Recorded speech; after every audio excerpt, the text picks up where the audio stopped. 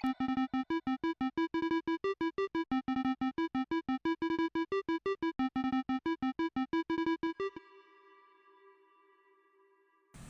and welcome to Items On, the podcast where you get to follow your favorite Melee players and personalities both on and off the sticks. I'm Ethiopium, and today we have the legend KirbyKaze. How you doing today, homie? I'm good. I finished some coaching today, and today was weird. I didn't have any Luigis, I didn't have any Kirbys, no Link. It was all to weird top tier characters. And I'm like, why are you getting coaching? You're playing Falco. You know how to do this, but you know what? They keep me in business, so life is good. And then I came here. As long as they pay, right? As long as they pay. Well, let's get into it. Usually how we start these interviews is tell me a little bit about what you were doing before Smash and how did you find the Melee scene? So funny thing about that, and this for people who know me, this will not be news, but Smash is actually my fourth competitive game. Really? Yeah, so when I was way back when when dinosaurs still walked the earth, me and Hugo. No, I'm kidding. No, but back in 2000, 2003, 4, 5, I was playing Magic. I was playing Yu-Gi-Oh, Pokemon Net Battle. I dabbled in a little bit of Soul Calibur 2. Mm-hmm. And then I played all those before I picked up Smash Brothers Melee. So I would, just other card games and stuff. I was I would have been in high school at the time, so high school stuff and then competitive gaming. Were you always a competitive person, or was it just having fun in a community was something that drew you in? What made you want to play competitive games in the first place? So I think it first happened when I was in my last couple of years of elementary school, and a bunch of us had gotten into Magic, and I didn't have a whole lot of money, so I just bought some cheap cards and whatever I could afford, and just slapped together a very bad deck. Mm-hmm. It was a white rushdown deck. It was not good. And I remembered some of my friends started playing with me less because they were they afforded the good cards and stuff and built actual decks. So then I remember there was one really good player at my school. And I just went up to him one day because we were on a ski trip or something, or some field trip together, and we were sitting next to each other on the bus or whatever or something. And I was just like, "Yo, Greg, how do I be good? Yeah. Because you're really good. So and I want my friends to want to play with me." So then Greg thought about it for a second and was like, "Oh, well, I mean, I usually just look at what the meta decks are on wizardsofthecoast.com, and he gave me basically some he wrote down some places for you to go and look things up. So I did." And then I built a budget version of I think the second best deck in the format, and then this turned out to be an overcorrection because I greatly overestimated the decks that my friends were playing. So they were playing a themed deck that was bad but better than my hodgepodge of garbage. Mm-hmm. All of a sudden I was playing the second UG Madness, the second best, the only thing. The second best deck in the format. Granted, a cheap version, but then they didn't want to play me for other reasons. So, with my player pool reduced, I still like the game, so I just had to figure it out from there. So I said, okay, I guess they're doing something now. Let's find a card shop. Woo! And then I kind of was like, oh, I bet there's communities for other games and stuff out there. So then it kind of bled over into Pokemon and everything else I did. Mm-hmm. So through those other gaming communities, did you find Melee, or was it completely, off the beaten path, so to say? It was actually because of the Wax How to Play vid. And then once I saw that, and I was like, oh, this is an actual fighting game. It doesn't just And then I looked into it. I'm like, oh, I've always loved this game. I used to love playing it with my brothers and stuff when it first came out. So and I love just goofing off in it. So let's try to learn this. And then I found Smashboards through. Once you found that video, I think it was usually pretty easy to find Smashboards, and then the rest they say is history. Mm-hmm. So what year was this, and what was your first tournament? First tournament would have been 2006, January 2006, and then I think I learned the advanced techniques in 2005, but I didn't actually go to tournaments until early 2006 because I kind of had read on the boards and stuff that it takes a little bit of time to get good at to get the basics down. So I basically practiced ATs for 6 months or something before actually going. Mm-hmm. And then I played a guy from my high school who played Falco and also used ATs, and then he didn't like playing against me because he played Falco, and I could win games with Kirby versus Falco. So you started off as a Kirby main? Yeah, absolutely. That's where the name comes from. That makes sense. Yeah, it's his up throw. It's the up throw stock trade to kill. Mm-hmm. Yeah. What made you want to play Kirby? Was it just like you just thought? Yeah. Yeah, fair enough. Yeah, I love the Kirby games. How long did you play Kirby for? A year. Yeah. And then you went to Sheik next, or was it another character before then? Climbers, actually. Really? Why Climbers? Yep. I was thinking about, like, so I reached a point where I was like, okay, I was getting like 7th, 9th, 13th. Like, I got 9th. I was 9th to 17th, like, at locals eventually, or like basically at like tournaments at some point. I wasn't getting dead last. I wasn't an O2er. But one time I got 7th, and that was like a high point. Mm-hmm. But it became clear pretty quickly that I was losing to the same kind of like 20-ish people. And I had to be realistic about like how good I could get with Kirby, because I knew that it wasn't all Kirby's fault. Like I was pretty sure like Isaiah's Kirby or whatever came up to Toronto, they would have like wiped the floor with us. But like at the same time, there's going to be like people are getting better. Do I realistically think I'm going to beat Mewtwo King, Korean DJ, or PC Chris, or Chudat with like Kirby? Probably not. Mm-hmm. So with that in mind, I was like, what is a good character that plays kind of like Kirby, who feels sort of like him, similar like ground game emphasis, lots of like wave dashing into like ground tools, but like good back air, like something with a good grab, but like maybe with throws that work. That would be nice. And then I kind of landed on Climbers because they kind of fit that bill. So I was like, okay, so there's like a lot of transferable skills here. They're both kind of like ground fighters who have like this powerful back air to back up their ground game. It's just that Ices have all these extra things on top of that. So I'm like, okay, this makes sense. And then I picked up Sheik as a secondary for Peach. Mm-hmm. And then I eventually just switched over to Sheik. How did playing Kirby and Ice Climbers formulate how you played Sheik? Was there anything that carried on through that, or do you feel like you had to sort of change it up a little bit when you went to Sheik? Absolutely. No, I think that as my playstyle evolved, it moved away from that original base, as most meta styles do. Mm-hmm. But I would say that like the emphasis on like footsie, on like wave dash based, like wave dash, walk, and like running crouch based footsie games, that definitely like carried over from those two into Sheik. I would also say like the idea behind starting the interaction with a powerful aerial, like in Icy's case, in Kirby's case, it's back air. For Sheik, it's like back air or fair, into like some kind of ground game mix up using a haymaker, like or forward tilt in her case, down smash and tilts in Kirby's, like using that kind of 1-2 punch, and then like the mix up being like not doing the second punch but like going for something else instead. Like all of that definitely like was informed how I played Sheik. So I wanna touch on something before we move on a little bit to your career, which is, what was the scene like? What scene, where were you from at that point? What was the scene like back then? Because it is different to what it is now with Slippy and everything. What was like your main practice routines look like? What were the friendlies like? Can you give us a little overview about the scene and how you formulated who you were back then?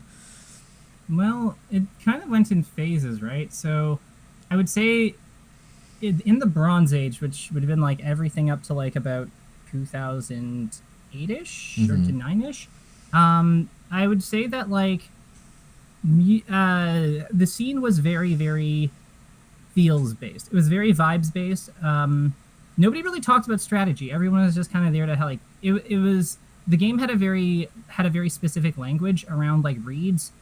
There were a lot of like distinctions in like how we talked about the game. Like nobody really like merged ideas or anything like that. Usually like if somebody won or like did well, it was attributed to like, they read him, they outplayed him, stuff like that.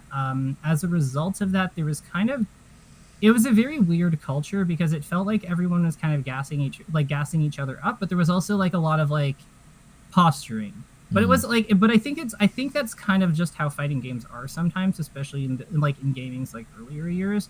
Like I don't think that's like a terribly a phenomenon that's terribly unique to us.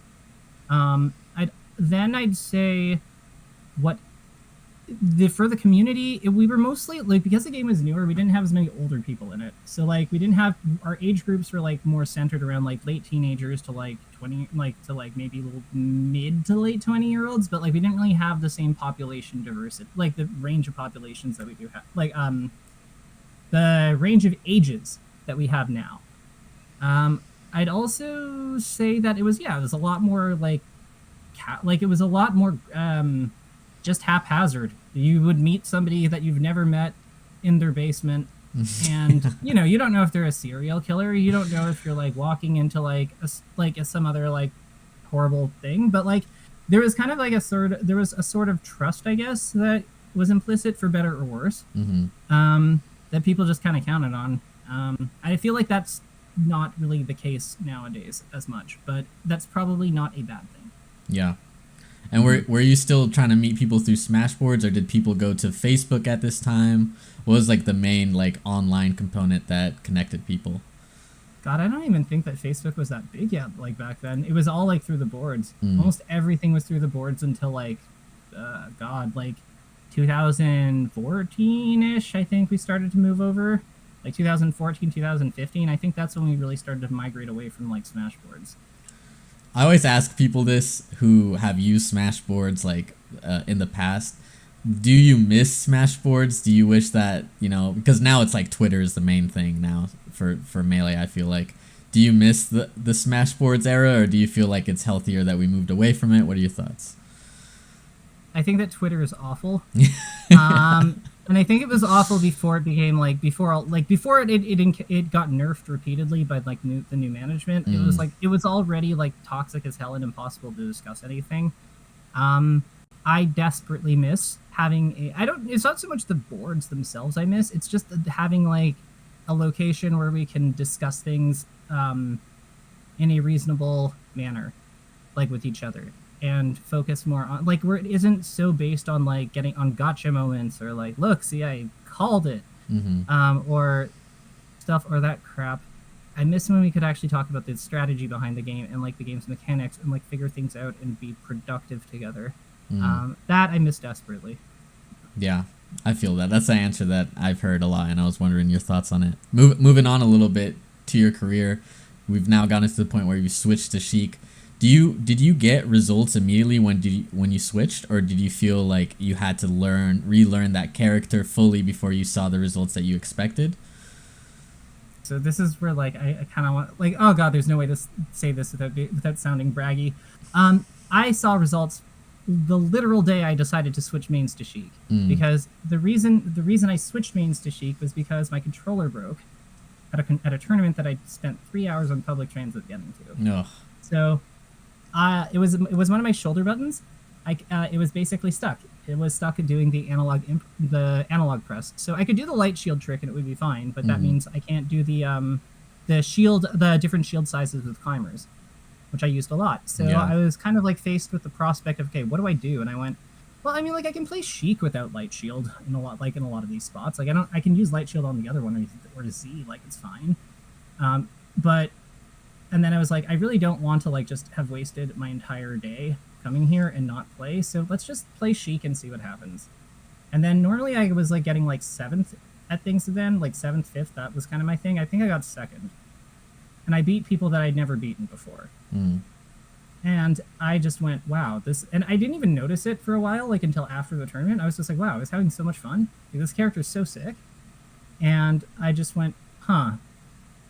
So I have now enough money to replace my controller, but maybe I don't replace the character. Yeah. Either. So, you know what I mean? That's funny. I mean, what do you think was like your first hurdle when you switched to Sheik then? I mean, was there something where you like found the point where you're like, all right, like now I have to do X or do Y, or do you feel like it was just a natural progression from there? So it was pretty natural for the most part, because I've always kind of been like a very strategy heavy, like gotta understand what's going on kind of player. Like I need to like break things down and like know why they do the things they do, because if I don't, then I'm not happy about like, I want to it's not enough for me to win. I have to understand. That's always been my thing. And so because of that, it was very easy for me to like structure a learning process for like new characters and stuff. But the one character that was always like kind of a nuisance was Luigi, like at the very beginning. Really? I remember Cool Hat, we had like a PR Luigi, I think it was like 4th or 6th or something in our region, and I went ice climbers against him for like 2 tournaments, like, or 2 or 3 tournaments, even after making the transition, just because I figured out like the ice wall stuff like way long time ago, and I was like, yeah, Luigi sucks. There's no way he can beat this. And I couldn't figure out how to do something like that with Sheik. So he would often like win games, and then I would just be like, man, like this is really difficult. And he's nairs out of everything. And then I realized that like Sheik's combo game works and like murders him, but it's just very tight. So then I just was like, okay, I will just practice the hell out of this and like kill this man. And then I finally, yeah, eventually I did it. And then I just kind of stuck with it. Do you feel like you said something interesting there, which is like you always have to break it down. You always have to understand the why behind it. Do you feel like that's one of your main, drivers into why you've been with this game for so long? Yeah, this game's so deep. Like we'll never be able to like play it to the level it can be played at because of human limitations and the physical limitations of the inputs. So to me, like, it's always fascinating seeing how people keep driving that for each generation. Like, how they keep pushing it further and further and further. And it's like, I often wonder, like, where is the limit here? And I don't know. I'm very excited to say I actually have no idea. Yeah, I agree. I think it's one of the most beautiful parts of the game, how it evolves. Right? Yeah, that's why I love it. I mean, especially as someone who, I don't have as much time as I would like to play.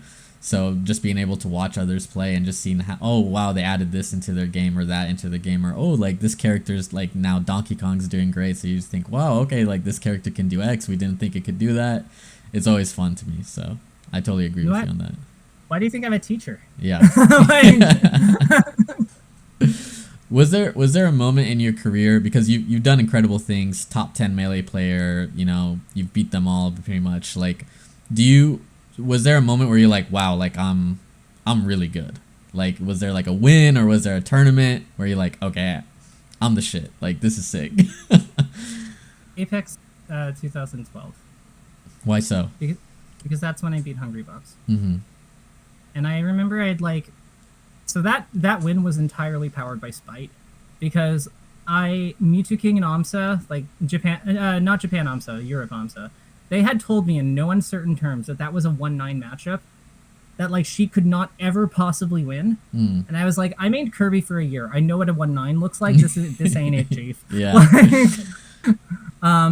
So I spent like 3 months or something preparing for that one versus our local Jigglypuff, and he hated playing me by the end of it. Shoutouts to Idea, aka Kyle, like the homie. Like he put up with so much of my nonsense. And like, just because I would like 3-stock him, and then I'd be like dissecting the 1 stock he took, and I'd be like, God, like what the fuck did I do wrong?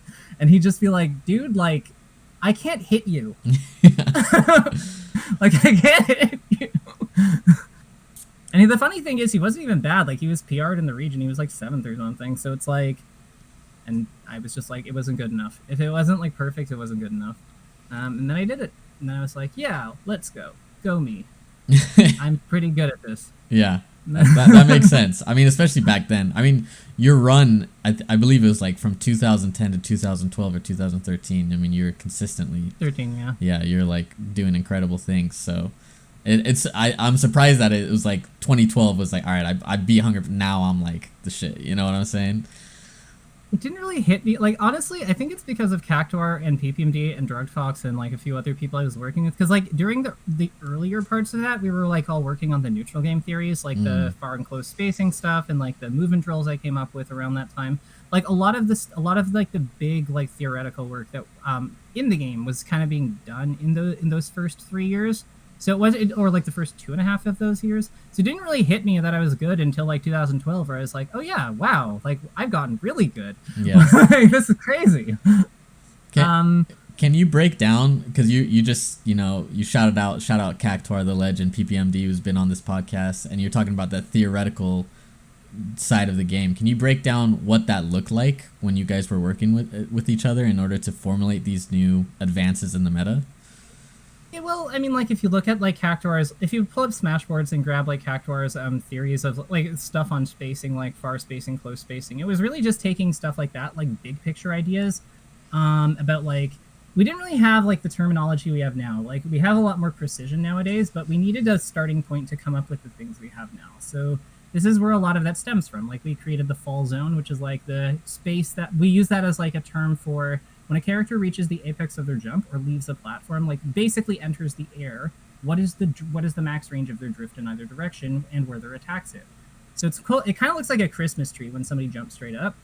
And the idea is that like that gives you information about like where their hits connect, where their attacks can go, where their threats connect, like what parts of space their threats occupy. And from there we're able to like maneuver, like we're able to make decisions about like how we want to engage that space. Like what things are we worried about, what things are we not worried about, is there a way we can cover everything? That's kind of how we were so consistent, because it's just we understood that like the dynamics of these very fundamental positions, and then we kind of like expanded them and like made them like figured out character specific stuff. And that's kind of where the movement drills came from, because the whole idea behind the movement drills is we need to give people a way to like practice like the fine control that they need to maneuver through these things. So then, yeah, we made that. Do you, I mean, as someone who is so theoretical, does the technicality of the game frustrate you? Like being under high pressure situations, do you feel like it's hard to do what you know in your head is the right thing to do, or do you feel like you never really had that problem? Because I know a lot of players who are like, I know like I can do X against Y, but I just don't do it under pressure, or this or that, John. So like, do you feel that same way, or do you feel like those are John's basically? It comes and goes. Yeah. Like again, this is a difficult game, but like I also know that like not embrace like to if I don't embrace the challenge of how difficult this game is to play, then I won't get good. Simple as that. Yeah. So I just don't really view it as like a do I like it or not kind of thing. I just view it as this is a necessity. If I want to like be good, I have to embrace this. So because it's not like the game is going to change in that regard.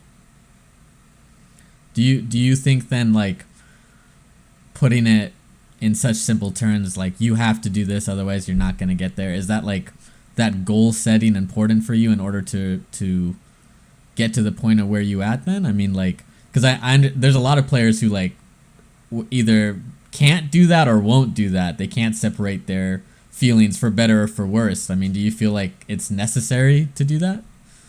Like I still have my feelings about things. Like yeah, like sometimes when something's super difficult, I do get frustrated. But I also kind of recognize that like either I learn this or I come up with an alternative that is efficient enough to replace this with like the lessened requirement of technical consistency.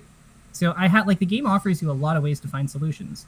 You don't necessarily have to do the hardest tricks. Like there, lots of people make entire play styles without like one frame things because they can. So I feel like there's kind of like a give and take here. You can make a really fancy style that's like that's sleek and like optimized for maximum efficiency, but at no point in the game's history has that ever been required. So you figure out the things that you can afford to that you can live without. You figure out the things you can't live without, and then yeah, you have to make it. But you have to make a decision. Yeah. The one thing that I think that people get stuck on is they figure out that like a solution is not going to work for them for whatever reason. Maybe their hand grip, maybe it's a hand grip thing, maybe it's like a reaction time thing. Maybe it's like there's a million reasons, but they figure out something is not going to work, but they keep trying it anyway. Because they're not, but the game offers you a lot of ways to solve problems, and I think that like one of the worst things you can do is just decide that because the metagame says to do this, you don't do like something that you stay on something that isn't working for you, that you are like not able to learn for or do for whatever or is always going to be a problem with it doing. Yeah, I think that it just is what it is. Do you? I mean that leads me to a question then about individuality. I mean, do you feel like your play style is your own? Do you feel like it's individual based on what you just said, or do you feel like it's like accumulation, I guess, of other ideas and thoughts and processes? Do you? I guess what I'm asking is like, as someone who coaches a lot, who plays a lot, do you feel like you see people in the same avenues or the same lanes, or do you feel like each player is an individual in their play style? Kind of like a little bit of A, a little bit of B. I think that so the way I always view it is that you have individuals, but their decisions and as individuals they have certain stats, they have certain attributes, and like some of them can grow, some of them don't, some of them can but might not. Like there are certain things that like fluctuate and go up and down as part of like growth and learning the game and getting more competent, and just also getting older. So they have kind of their individual attributes and things and their proclivity towards aggression, how they feel, how much patience they have for like camping or slow styles, their tolerance to playing the clock, and all of these things kind of like add up to a person. And what happens is then that person picks a character, and these attributes are funneled through that character to do something, ideally. So they're individuals insofar that they are all different, but there is going to be overlap because they're all also ultimately channeling these things through, the same 26 characters, and everyone has access to it. I got a question about, I guess, your play style then. What do you think, if you had to describe how you play to someone who hasn't seen you, how do you describe yourself and how you play? I just try to abuse advantage state as hard as I possibly can. I love just holding people in like a bad spot forever. I mean, like, it's just fun. I find that I think that like the big thing with me is I have a good sense of like the game's like the flow of combat and what plays people have made previously. Like I kind of like learn who they are, and I kind of put that through the game's advantage state because it's the most controlled position where I can abuse those strengths, where I can abuse that information. Because if I know that you like react a certain way to certain stimuli, then I want to like put you in spots where I can like use that, where I can like punish you as hard as possible when I provoke that reaction, or create the conditions where you hang yourself for that. Yeah. Yeah. What do you think? I do lots of big hits. Big hits are fun. Yeah. What do you think were some of the things, at least back then during that stretch from 2010 to 2013, that you struggled with as a player that looking back on now you think like, oh, I could have done X or I could have done Y? I needed to just like get over myself and play Peach versus Climbers. Like I had like so many, I waffled so often on what I was going to do about Climbers, and sometimes I would be Sheik, and sometimes I'd be Fox, and sometimes I'd be a Peach, and sometimes I'd be someone else. And it's just like I needed to just accept that like Peach is the best solution and just go with it. Because I think that one of the big killers of my career was just like I was too stubborn about that matchup, and I just kept getting like, yeah, I would just get blocked at some point in the wobbling era until I started playing Peach. Yeah, like yuck. I was so bad versus Climbers. Climbers were my demon. I also think I definitely had trouble punching up. Like punching up at like, because I beat PPMD and I beat Hungry Vox and I beat Scorpion Master, but I don't count that one. But punching up to Mango and Armada and Mewtwo King was really hard for me. So I think that like against those three, I needed to find a better way of like tackling how they played the game instead of like looking for so many general solutions. I think that at some point I needed to accept that fundamentals were not going to be the solution to everything. So I was very stubborn about the way I wanted to improve. So that would be another thing that I would probably say. I need to just be more open-minded about things, really. Do you feel like when you're talking about those big three, was there like you would have to break down individually what they're doing in certain spots, or was it like a whole like the game plan of theirs was so distinct from others that it was sort of hard to decipher? I think against Mango and Mewtwo King, I could have done the I think against Mango and Mewtwo King, breaking down individual options would have been like a little more viable, just because they play fragile characters, and it doesn't take as much to like win those. But Armada, I think I would have needed a whole overhaul. He was something else. Yeah, yeah. He was incredible back then. It was insane. He's like literally warped the metagame around himself for like 6 years. It's unreal. Yeah. Unreal. Yeah, he's incredible. He's incredible. Mhm. So during this period, you were playing a lot of tournaments. You kept yourself busy. Like, do you feel like your mentality back then was like super strong when it comes to competition and the stresses that come with it, or do you feel Oh like Lord, no. no? Lord, no. I was like, oh my God. I was so like, I got so lucky with how talented I was, like, and how hardworking I was. Like, God, my mindset was terrible at times. And I mean like absolutely atrocious. Mm. I think it's just you sometimes when you're in your early 20s, you just don't really you think you know a lot more than you do. And I would definitely have fell into that. Was it like from other people stroking your ego? Was it from the big wins? Was it just like the type of person that you are, or combination? Without getting into too much detail, For I had sure, a yeah. I had a very difficult home life for most of my life. Lots of chaos, lots of problems just with parents and other things. Mm-hmm. And I think that like part of why I stuck in Smash for so long was because it gave me like a way of it gave me a way to where I could felt like the things I did impacted the outcome of things. It didn't feel like it was just like more chaos. It was like the things I do and work on like translate into something tangible for once. So I really craved that kind of like control, that sense of like power, because like that's really what power is. It's like my actions impact something, and influence something. And I was very reluctant to give. Like I think that's really what it boiled down to. Like with everyone like gassing me up over like being so good, combined with my need for like validation in my own process, it's just I wasn't always very nice, but especially if I lost. Mm. Yeah, and I kind of I feel like I flip flopped a lot. If I was either the nicest person in the room or I was like a sulking mess. And I think that's that's just it was just a byproduct of. I think it was largely a byproduct of living things. But yeah, I needed to mature more. I thought I was a lot smarter than I was. Yeah. Do you feel like that growth in mentality, do you think it takes time, or do you think that there's some shortcuts from it? Because I know there's a lot of people who probably struggle with something similar in their game.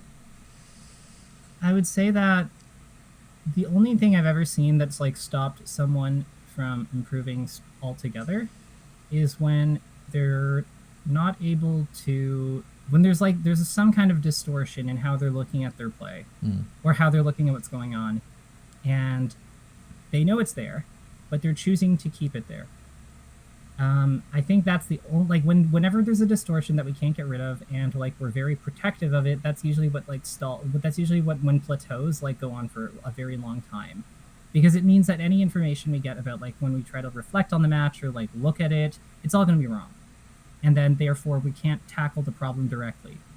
So I would say that trying to create like space to like trying to find a way to have like a safe, trying to like have a way that you can look at the games without the inner critic or like your like whatever you want to call it, but like that shame monster that like tells you that like this isn't good enough, like that badgers you for like mistakes.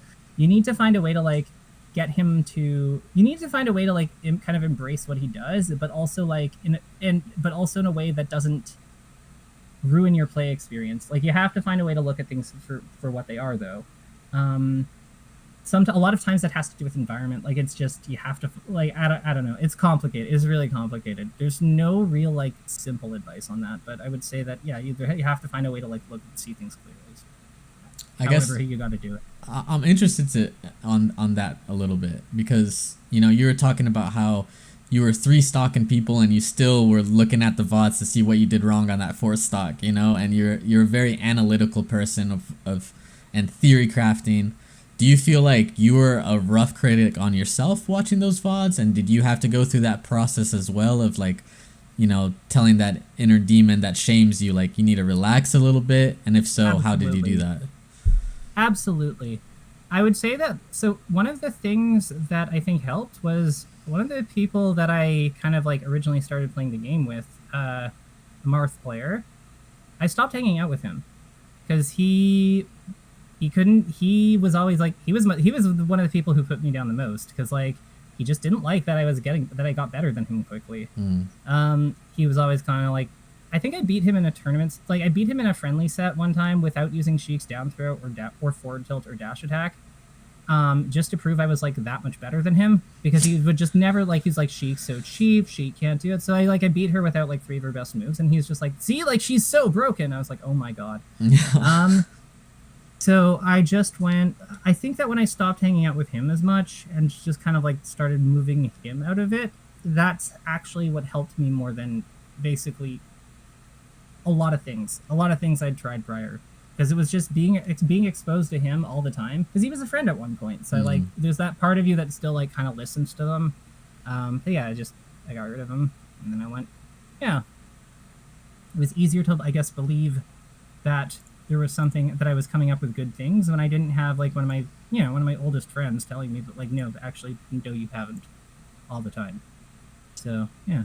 Yeah, it's interesting because there's a lot of people I interview, and all of them have people who've helped them get to where they are, and they'll shout them out. But there's also a lot of people who's like, yeah, there's like certain people who I was associated with that were bringing me down in my gameplay for reasons, or different reasons for all of them. But it's interesting that is a common theme, and you sort of got to think like, hey, like what type of person are you in the community? You know what I mean? It's like a little bit of self-reflection too. Like, am I helping other people succeed? Am I helping people go up, or am I taking them down? You know, so it's a good way to look into yourself on that. Go ahead. I was gonna say, like, I mean, like, I've had the people support it. Like, I've had supportive people too. Like, I don't want to make it seem like it was all just, yeah.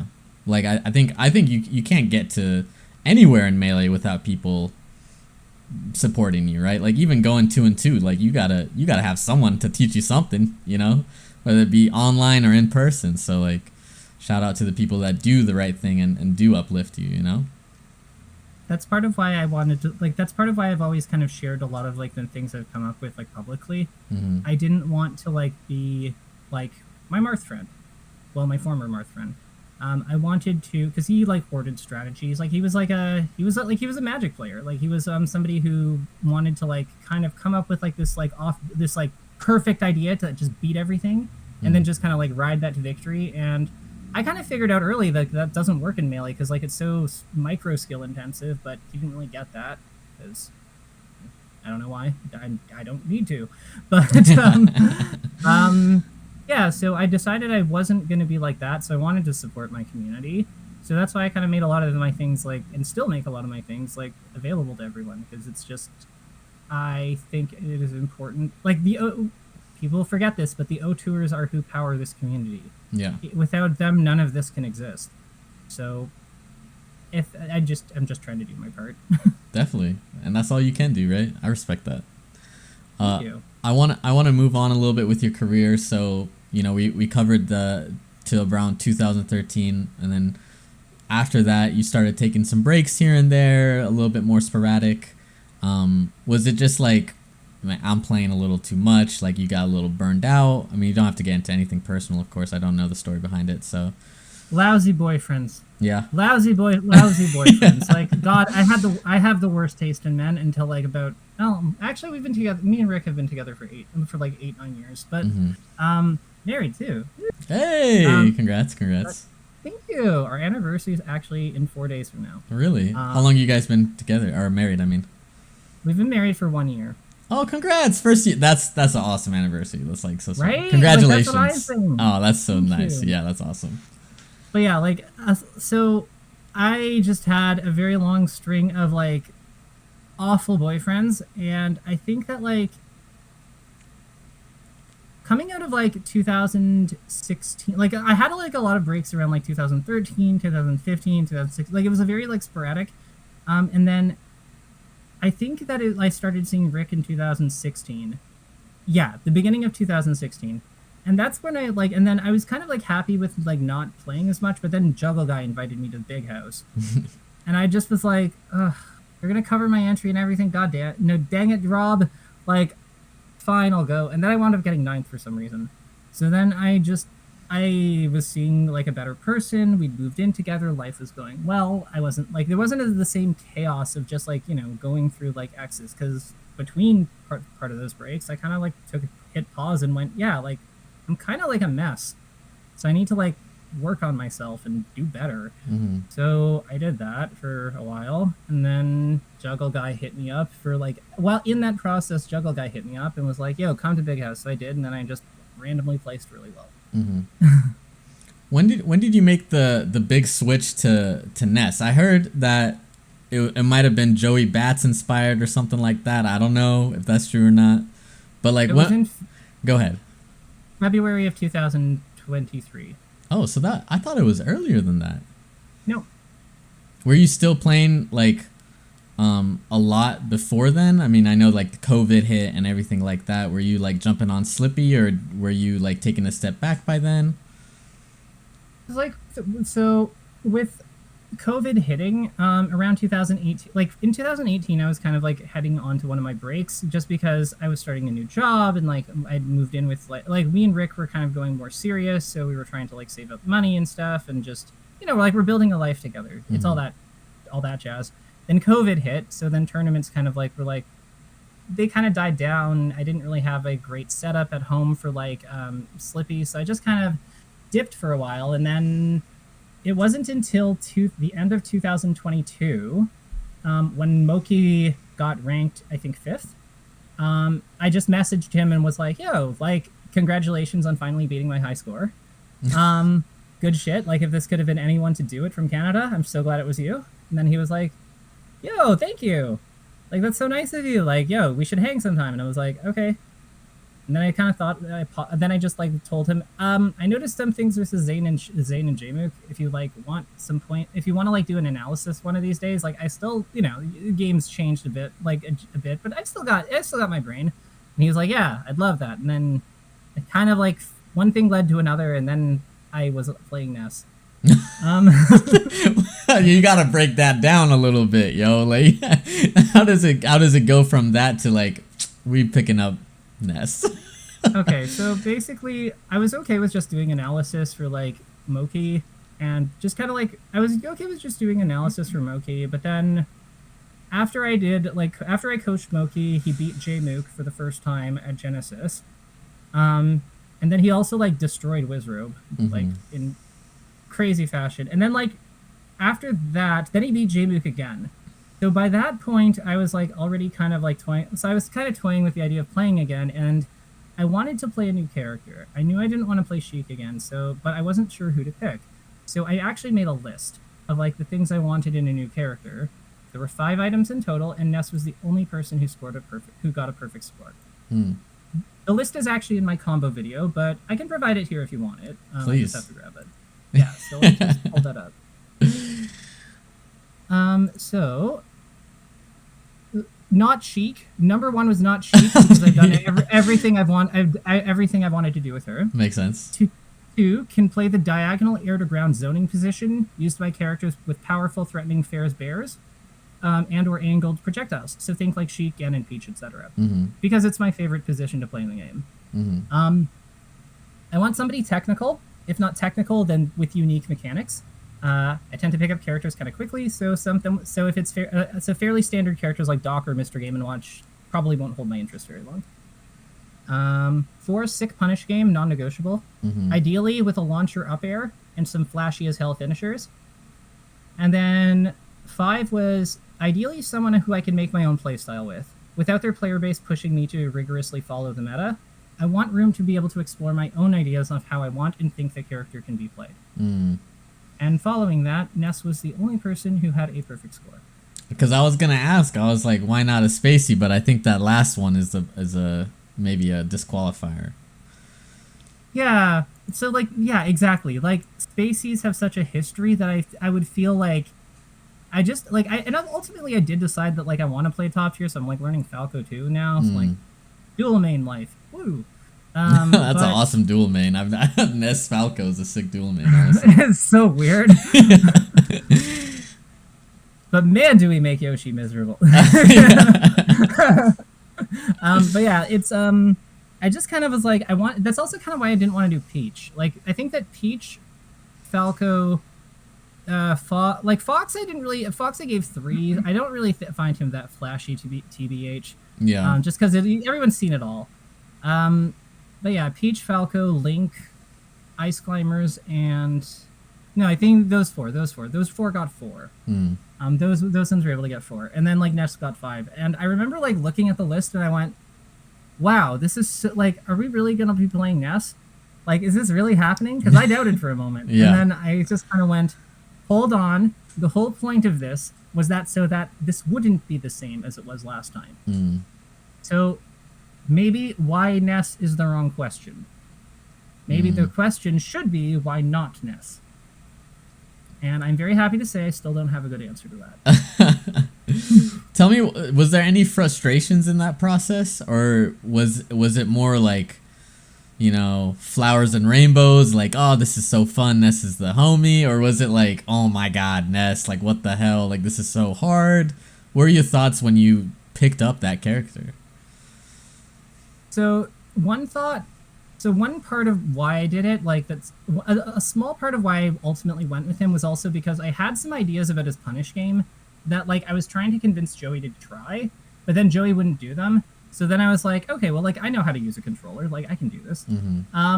And like, so I would say that, like, it was easy to get started. I remember plateauing a few times around like platinum and stuff. And I had to kind of like pause and like refine my routes and think about like how I could be more efficient and stuff like that. Honestly, the hardest part was just like finding finding people to play against that were not like because unranked, nobody stays with you on unranked. So like unranked isn't really like a viable player pool. So it was kind of like figuring out how to meet people or find other sources of like practice that weren't just like ranked sets, because ranked sets are so short term that people gamble so much on unranked. I mean, gamble so much on ranked, because like Spaceys gamble and then the floaties don't. So it's just like this really, really like weird environment because everything's so like best of 3. So it was just trying to find people who fit that like those more middle play patterns for friendlies. But again, I think in that regard, I was pretty lucky because I was me. So yeah, I had star power, which yeah. Does it frustrate you that people don't respect Ness? Like they won't, like you'll queue up unranked and they'll just quit out when they see a Ness? Not really, because like I just figured we all want to play for the reasons we play. People like ultimately, it's just a thing. I can't control that anyway. That's a really healthy way to look at it, because I think I would be some type of way if I was. I mean, I play Fox, so I don't have that problem, right? But like Mr. Popular. yeah. I need all the help I can get. I need all the help I can get. But like I think that's a really healthy mentality of looking at that, because I know some homies who play low tiers who are like, this is bullshit. Da, da, da. I'm like, bro, like that's the game. Like that's how it is up here. So. Find a play group, really. Like you have to like the game is still a social game. I wanna touch a little bit on the coaching, because you touched a little bit with Moki. When did you start like officially coaching? Was that the first time? Was it like official coaching before then? Because I'm sure, you know, being the player that you are, you're helping homies out throughout your whole career, right? Yeah, so I did try to like do a coaching thing a long time ago, like in around 2017, but it didn't really work. I think there were just too many, like, it wasn't really well thought out on my end, and like I was working with somebody else on it, and I just don't think I just think that there were too many things that went awry in the like the planning and like creation process. When I kind of like decided to do it this time around, I wanted to make sure that I was able to provide the support that I wanted to the support that I thought was necessary, that needed, but also like I wanted more input from the players. So a lot of times I feel like people have a pretty good idea on like where the problems are, or like what possible solutions are. You just kind of have to like, they're not just like seeing it because they're in the problem. It's like when you're analyzing a match versus like playing it. Like it's so much easier to see what the right play is when you're analyzing it, but when you're actually in the match, it's so hard. Same thing here. So I wanted to find a way to like help them connect with that. So a lot of times I would add, I think that one big thing that changed actually how I do things was Aiden when I started working him, because one thing that we did to prepare him for Luigi Kid at Genesis was that we kind of like got him to practice against one, but also like we had like hands-on things where like, we'd go into direct and I'd show him how crouch canceling works.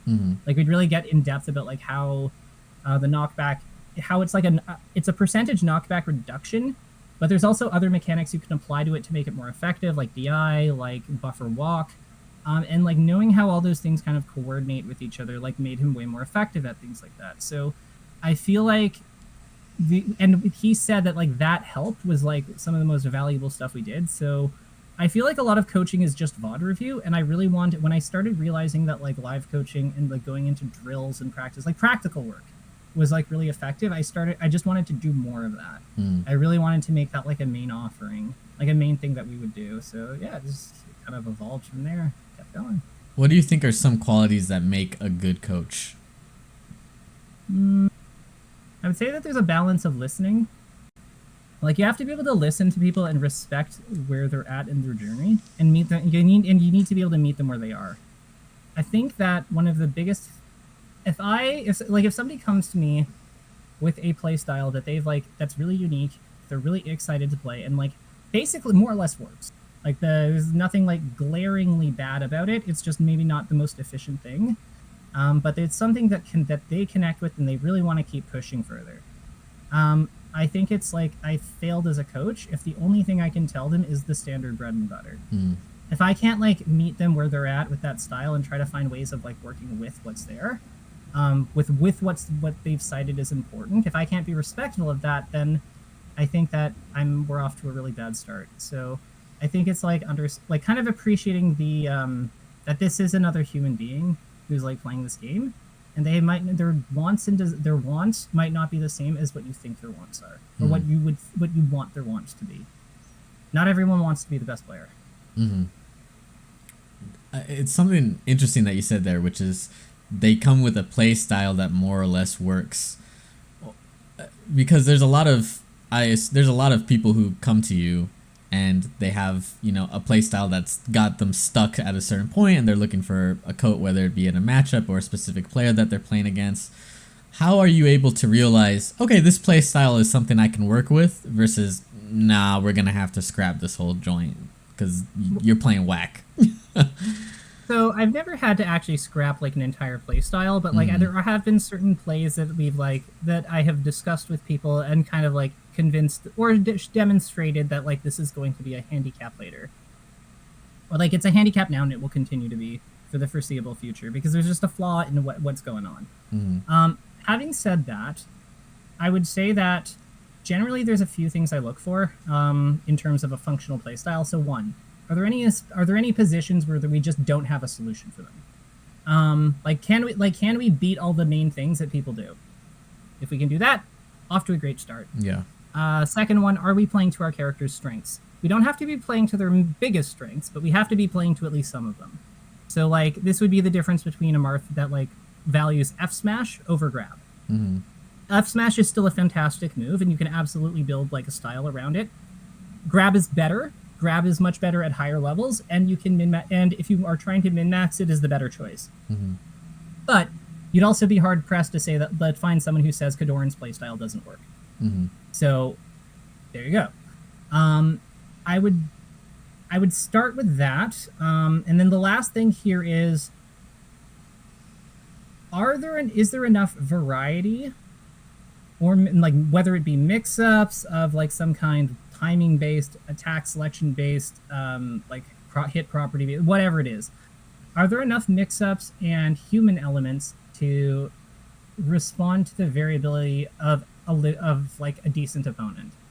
As long as they have those three things, I'm usually like pretty happy. I'm usually like pretty confident we can figure something out. Do you see players like stuck in similar ruts? Are there certain things where you're like, I've seen this one before, like that aren't like necessarily player specific or matchup specific, but like just an idea that gets stuck in a player's head?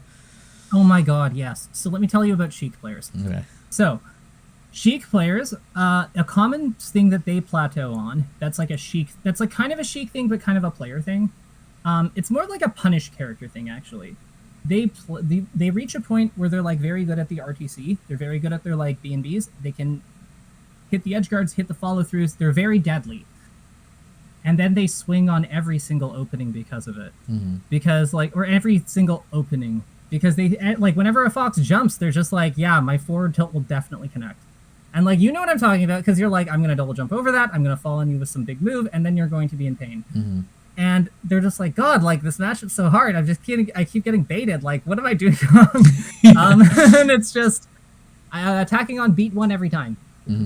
Because you're trying to win every interaction, because what you're doing is you're playing a game of odds, but the problem is you're fighting a human.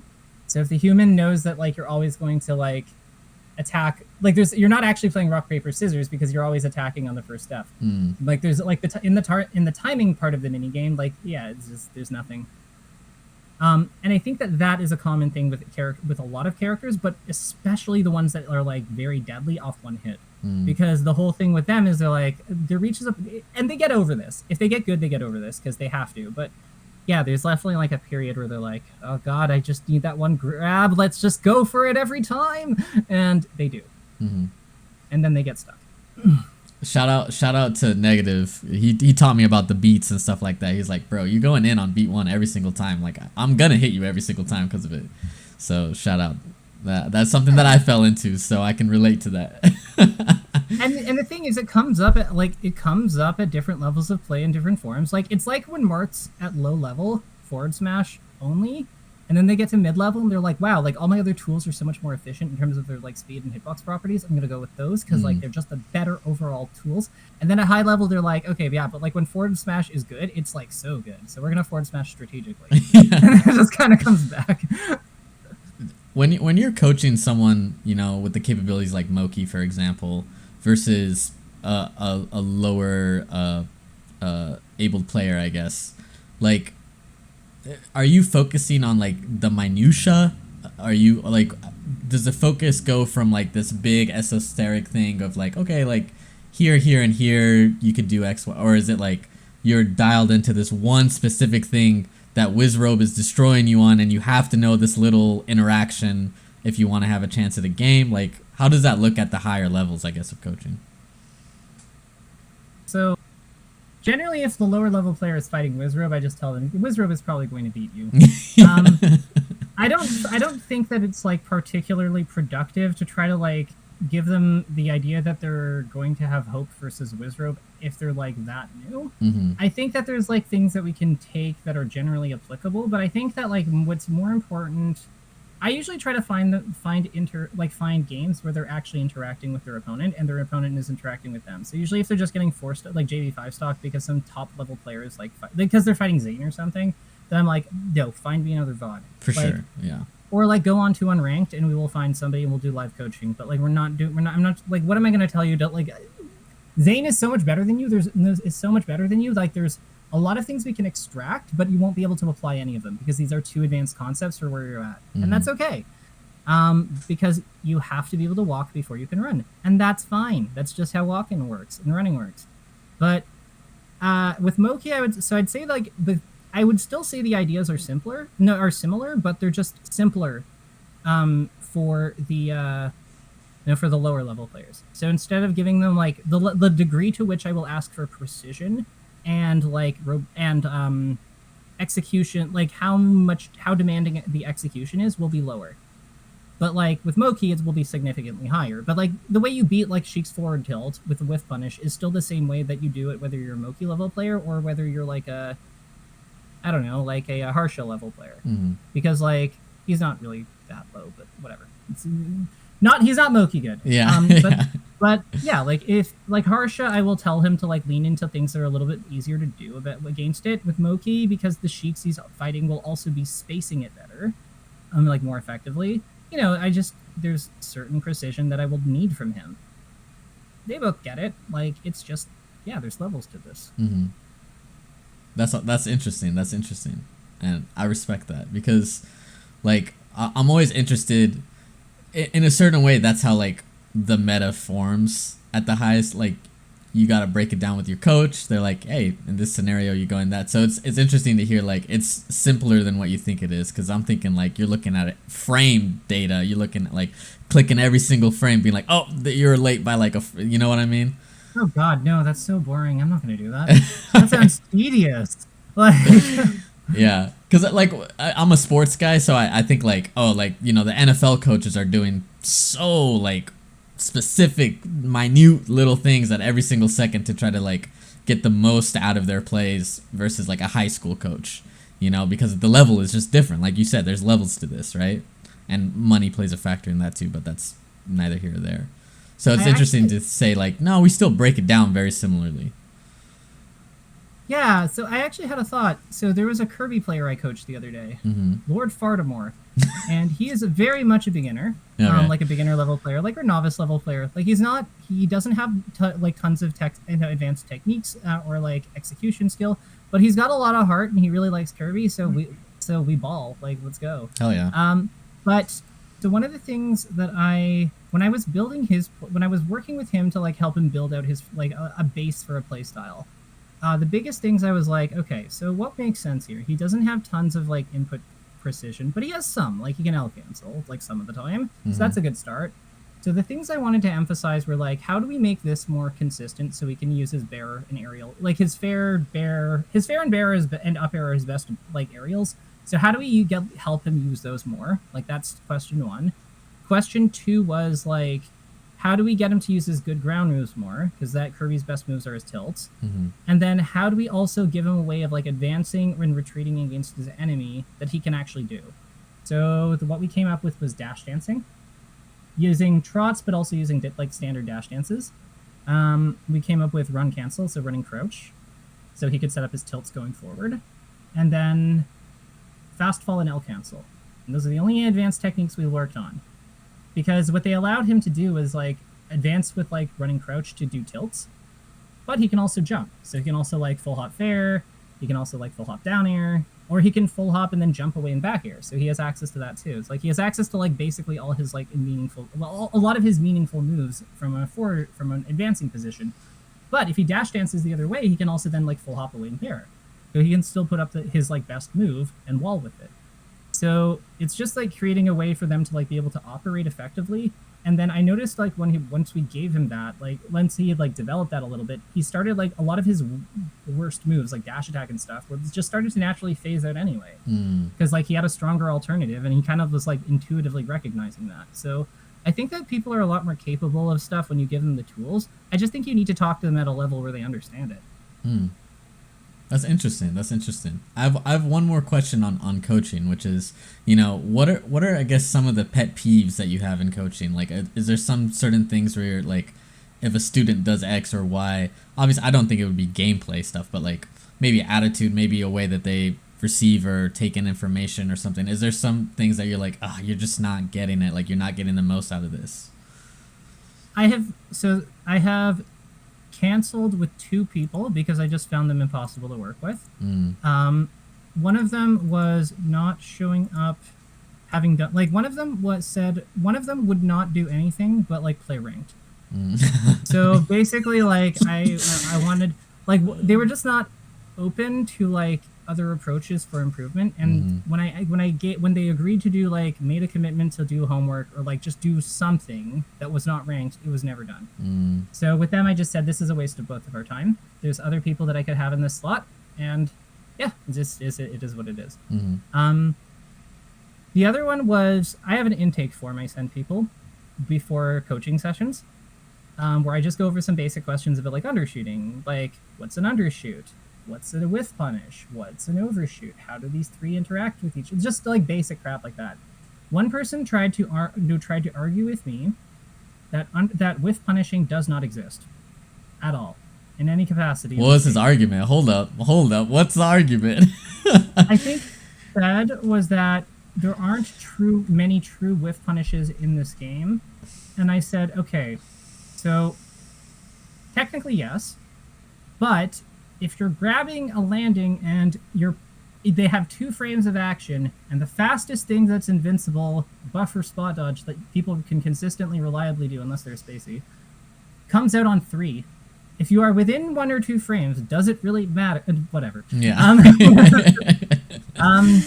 And they also said that like, okay, so is the idea that these are a rock, paper, scissors system? I'm like, yes. He's like, yeah, but it's not because like overshooting requires a read. And I was like, okay, it is a weighted rock, paper, scissors system, which means that not all of the outcomes will be equivalently distributed, but it's just, I could not say an idea without him arguing back, like, for 15 minutes. Ugh, yeah. And I was just like, okay, so I don't know why you wanted to, like, why you hired me, but like I don't know why you wanted to hire me, but like, yeah, we are not a good fit.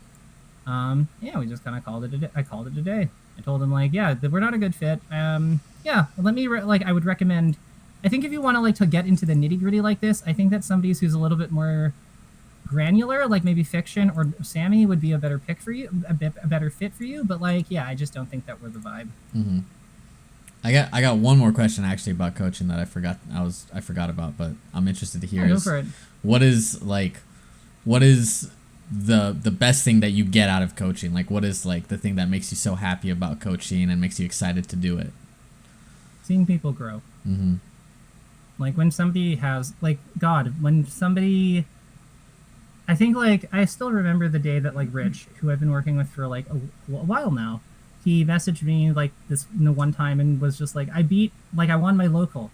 I beat the number 1 and 2 person in my region. I think he's ranked around like fifth or so. He's like, I beat number one in winter semis, and I beat number 2 in winners and grand finals. He's like, I feel great. Or, God, when SRM, like I've been coaching for the UCL, like the Upstate Cruise League, mm-hmm. and when SRM was like, yo, I won the monthly, like I won like the the com or whatever it was, and I beat like Blue Key twice, and I beat AV, and he was like, I've beaten people I've never beaten before. I was like, yeah, that's sick, let's go. Yeah.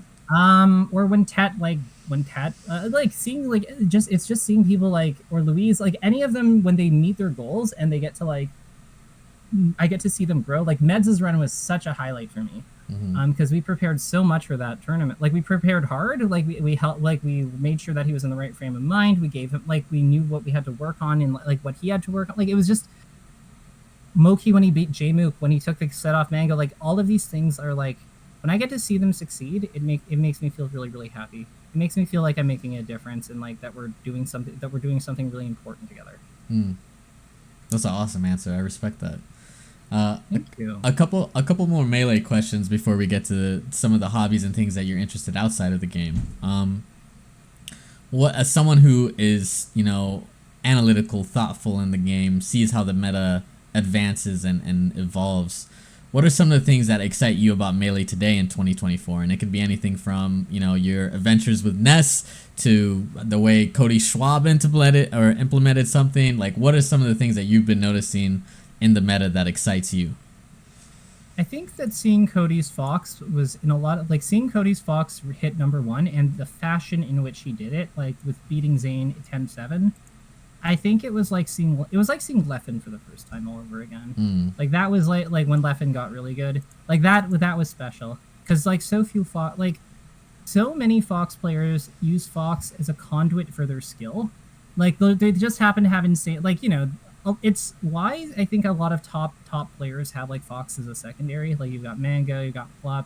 In ages past, you had Mewtwo King, you've had Armada. Like players with just insane fundamentals, a lot of times I think they just grab Fox because he's just like, he's a powerful character.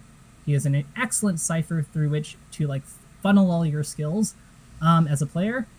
And yeah, like whatever playstyle you want to do on him, it'll probably work to some degree. And I think that Cody, kind of like Leffen a long time ago, not as much towards the end of it, but like when he started on him, like Cody really played Fox like in a very complete way, where like it's not, he didn't like cut certain things out just because he didn't jive with them if it meant that they were like if they were going to help him. And I found, because I think that's a very common trap, you're like, there's this like area that my gameplay is like not terribly strong in. Fox has offerings for that, but you know what, this is good enough. I think that what made Cody so special and makes him so special is that he doesn't know the meaning of the words good enough when it comes to like refining his play. So that was crazy. Donkey Kong Revolution, that was nuts. Seeing Amsa like kind of ascend to be like an S tier player, like somebody who can win super majors, that was really nutty. God, Jmook. Like honestly, this is just a really exciting time for Melee. Like it feels like a lot of the characters have upwards mobility that they didn't have before. I think the fact that we have like such a larger player pool that can play against each other regularly and on ranked or direct or whatever it be, I think that's really healthy for it. Yeah, no, the game is honestly one of the biggest adjustments with Ness was just like the metagame moves so much faster nowadays compared to what it did like that when I was like at my prime. So the biggest adjustment was just like, yeah, like you take like a week off, you come back, everything's different. It's amazing. I love it. And then final Melee question, I'm interested to hear. If you, let's say someone said, all right, you have to make a prediction about the meta or where it's heading or something new that's going to pop up in Melee in 2025 or later on this year, what would be your guess and why? So I'll give you a few. So Ices and Donkey Kong. So Ices are going to move up again. Not to like top tier or anything like that, but I think that Ices are going to make a bigger impact in the meta in the next year. I would say that keep your eyes on Mr. Game & Watch. Really? Game & Watch? Why? His advantage state is really good. We had like 3 Game & Watches, I think, who almost like we had like a lot of game. I don't think that they made top 64 or whatever it was, but like I think one of them did, and I think 2 of them got really close. So that's a character to look out for. I don't know if he'll do it, but like keep your eyes on him. And I think that Donkey Kong is here to stay, but like he's not going to like have a repeat success like that, but he is here to stay. I think he's quite good. I think that WP is going to be a lot better versus the mid-faller weight class than people think he is. Why so, may I ask? Yeah, so if you take a look at how June beat Axe, I think that a lot of the things that he did to beat Axe there are very transferable to like other characters of that kind of like fall speed class. So like he basically streamlined the entire combo game to up throw up airs, like up throw multi up air, and then he would look for a bridge around like 40 or 50, where he can like he'd like look for up throw stomp onto the platform into grab, or he would just up air if he couldn't do that, and then look for dash dance grab on the landing.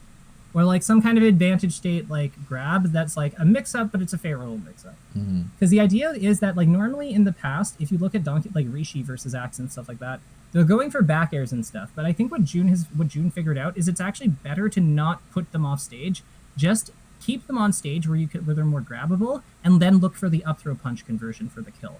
Because you only need them at like 60 or 70 to like delete them. And if each up throw up air is doing like, if up throw does 10 and then like each up air does like 13, that's not many hits.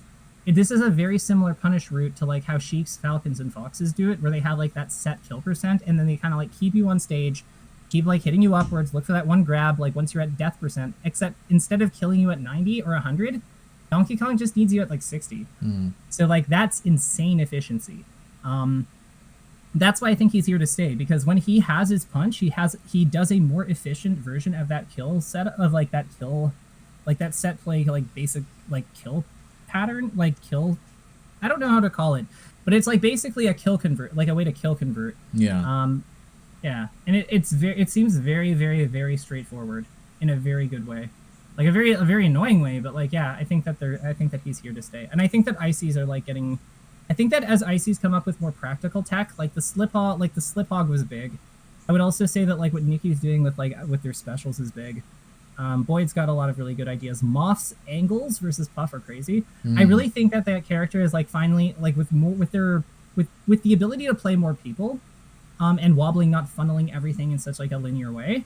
I think the character is really getting the opportunity for a lot of like their more complicated elements to shine, and like it turns out they're actually probably pretty good. So yeah, keep your eyes out for that. Well, I could keep asking you so many questions about Melee. It's like been incredible to talk to you about it. But I want to move on to some of the things outside of Melee that interest you. You know, what are some of the hobbies where when you put the controller down, you're like, you know what, I'm not going to play Melee today. What are some of the things that occupy your mind? So in terms of things when I'm not doing Melee, I like to write. I want to write a book, like a fiction series. And I have I have ideas, but it's hard to get everything down onto the page. But I'm trying. Mm-hmm. So writing would be up there. I would say I really like going for walks. I really like I like gardening. I have a bunch of plants in the sunroom. Nice. Cooking. I always like trying new ideas and like with the kitchen. God, like what have I made recently? I don't know. Like it's just none of it sounds particularly impressive, but it's just like like spicy peanut noodles or something like that. Mm-hmm. Or because it's just like all stuff that I want to be able to work with what I've got. For me, I don't want to like learn a recipe that's going to be like really fancy, but I have to like, get a lot of ingredients. I want something accessible. Like for me, it's always I want to do accessible, but kind of like zhuzhed up. Mm. I started drawing again a little bit more. I'm not very good anymore, but that's okay. Mm-hmm. And I don't know, like just spinning. Like my husband keeps me plenty busy. Like he's Rick is wonderful. He reminds me to go for walks and stuff when I'm not taking care of myself. So yeah. That's nice. That's good. And again, happy anniversary. I'm like so happy that that's so sick. You seeing anyone? I am seeing someone. Yeah. Shout out Jackie if you're listening. I don't think they are, but but yeah, I'm very blessed. Wait, we're not streaming, are we? No. This is recorded, so we can cut anything you want or anything like that. But I trust you. You'll do your thing. I hope my answers weren't too long. No, absolutely not. They're fantastic. Do you play any other competitive games, or do you just play Melee? Nowadays, it's just Melee. I really want, so one of my learners, Kumatora, she is very, very determined to get me into P+. Mm-hmm. And she's like, yeah, you gotta try it. It'll be fun. And I'm like, I know, but where's the time? Yeah. I'm okay. I don't know. I kind of like not competing as much because I feel like I competed a lot when I was younger in different things, Mm-hmm. and then now I kind of like being it's gonna sound weird, but I kind of like being a filthy casual in some respects. No, I get that. There's phases, and you did it, so you ain't got you don't owe any more tournaments. Like you can do whatever the hell you want. My Falco will be nasty though. I believe. I'm excited. Hey, if you do show up to a tournament with that bird, I'm gonna watch for sure, 100%. I need help with a tag though. There's two that I'm thinking of, and I feel like one's probably not gonna work. But can we hear them? Actually, no. Will we be privy to hear these? I mean, this is such an honor if we can. Sure. So one's PPM DMA. I like that tag. Okay, it's gonna be hard to beat that tag. That's a good tag. And then the other one is Shahrazad. What is that?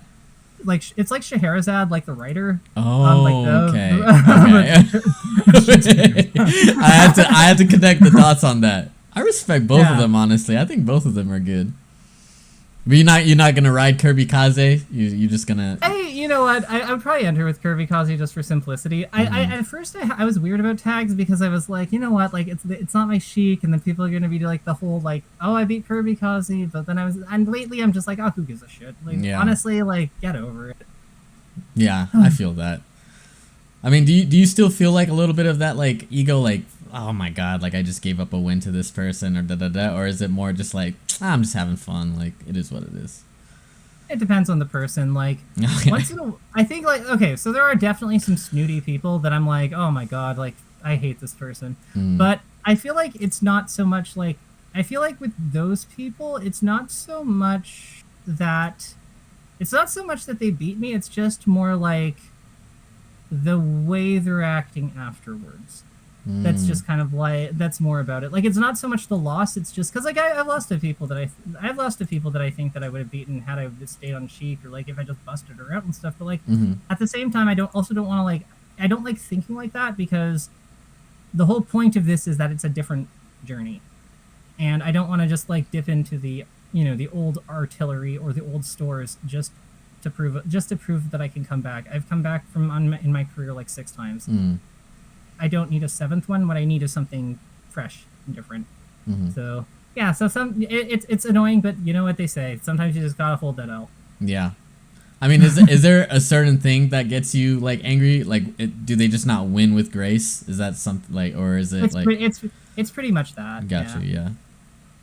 Well, that's but the thing is, I've kind of started to learn that that's more about them than me. Definitely it is. Yeah, you can't control that. My last question for you. I ask this to pretty much everyone I interview because I'm interested. Is what music? A, do you play any music? And B, what music do you listen to? I don't play any music. My piano when I was much younger. Asian mom, let's go. Chinese parents, woo. But I would say that in terms of what I listen to, it's weird. It's like I can send you some stuff, but like that I listen to, but it's weird. Like it's so like a band I really like. One band that I listen to a lot is UFO. Which is like I don't really know how you would describe them because I'm not very music literate. But they're like, yeah, so like I listen to a lot of like alternative stuff and like, yeah, just weird stuff. Nice. Hey, nothing wrong with that. I respect that. Thank you. It's been a pleasure interviewing you. Thank you so much for coming onto the show. If you want, please plug how we can reach you if you want to find coaching from KirbyKaze. So with Twitter being a dumpster fire, the best way to do it is to just message me on Discord. Alternatively, what you can do is like I don't like responding to YouTube, like to inquiries on YouTube. But if you want the coaching content that I have uploaded, then it would be KirbyKaze 7726. 7726 is SSBM if you do it on the number pad. Yeah, and then or do Twitter, but like again, Twitter is being a dumpster fire. But yeah, I think it's at KirbyKaze_ or on Discord, it's I think it's KirbyKaze_. Great, yeah, and that's the best way to find you. I'll link the. Oh, sorry about that. I'll link your YouTube to the end of the episode, which we've arrived to. So thank you so much again for coming on. My name is Ethiopium. Our great guest today was KirbyKaze, and you've been listening to Items On. Thanks for listening. Thank you for listening. Have a good one, everyone.